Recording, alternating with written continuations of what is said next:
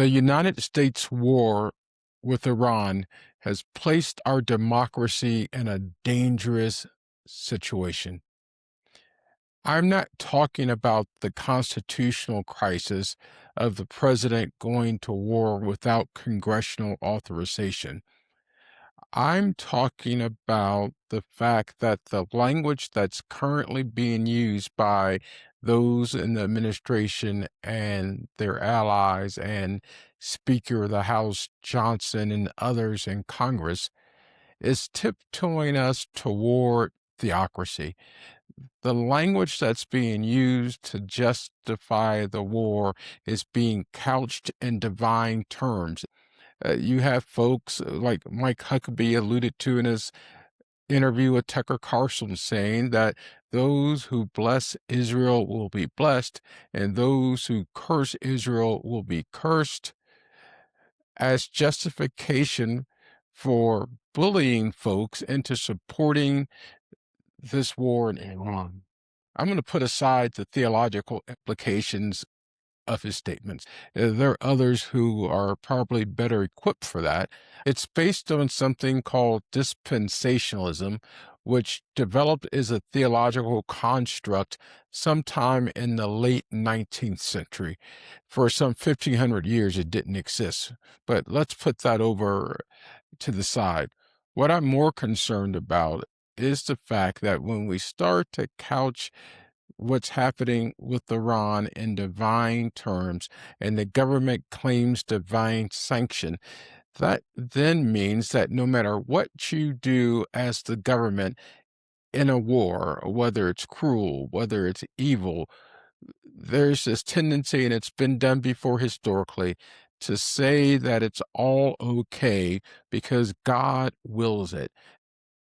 But it's dangerous when we start couching government action in terms of divine authority. The government then begins to believe that no matter what it does, it can't be questioned.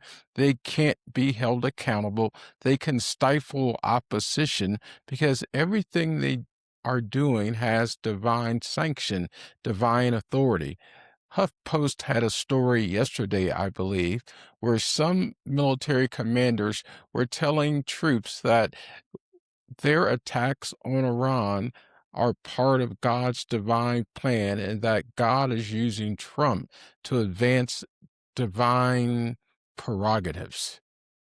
Speaker of the House Mike Johnson, as part of a press conference about the war, at one point at the end of a litany of things that he said justified the war, said that Iran had a misguided religion.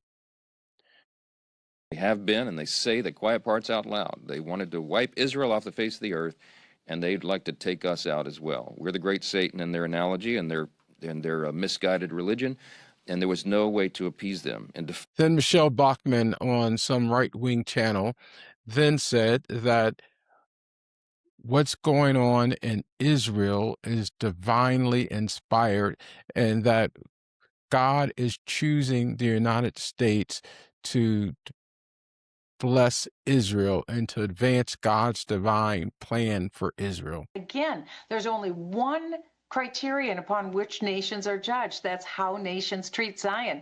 All this has the language of holy war, that what we're doing is engaging in a holy war that God has divinely ordained and divinely inspired.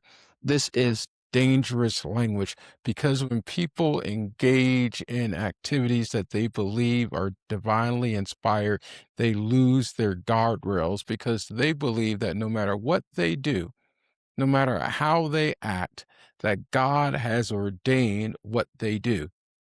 This is theologically problematic because with God, how we do things is just as important as what God has called us to do.